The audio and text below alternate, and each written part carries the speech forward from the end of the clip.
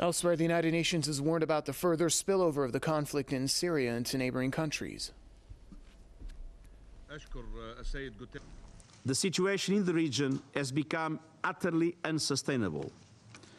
After Iraq became so dramatically engulfed in the Syrian conflict with the attacks on Mosul and Tikrit last year, I do not know where the next disrupting shock will take place. I only know that it will come and that things risk getting even worse. Guterres made the comments in a Security Council meeting. According to the UN body, the deteriorating situation in Syria has become the largest humanitarian emergency crisis in the world today. It said that the crisis threatens peace and security in the region with diverse implications on neighboring countries. The Security Council said in a statement that over 220,000 people, including well over 10,000 children, have been killed since the beginning of the conflict. It said around half of Syrians have been forced to seek refuge in neighboring countries.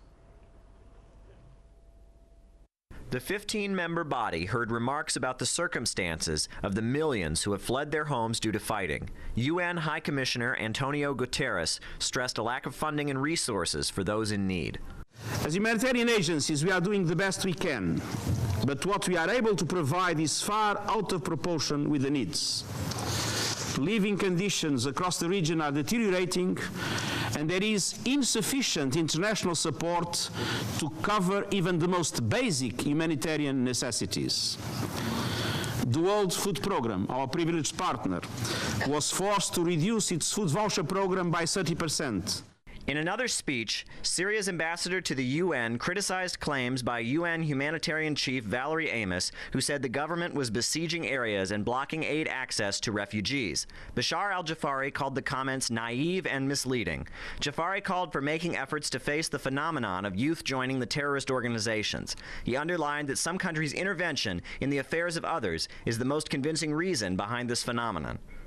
While we are meeting here and discussing, hundreds of young men and women leave their families and go through open borders where they are equipped through special intelligence apparatuses to join terrorist organizations. The Syrian delegation stresses that the flagrant intervention of a number of countries in the internal affairs of the others under different pretexts and titles, mainly democracy, freedom and protecting civilians, is the reason behind extremism and hatred. Russia's UN envoy also echoed similar concerns.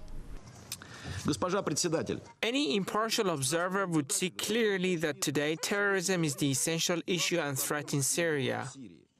The Syrian government has repeatedly urged Syrians not to leave the country, as refugee camps are known to be centers of crime, horrific living conditions, and recruiting by extremists. Syria has instead provided facilities within the country for those fleeing violence. Caleb Maupin, Press TV, New York.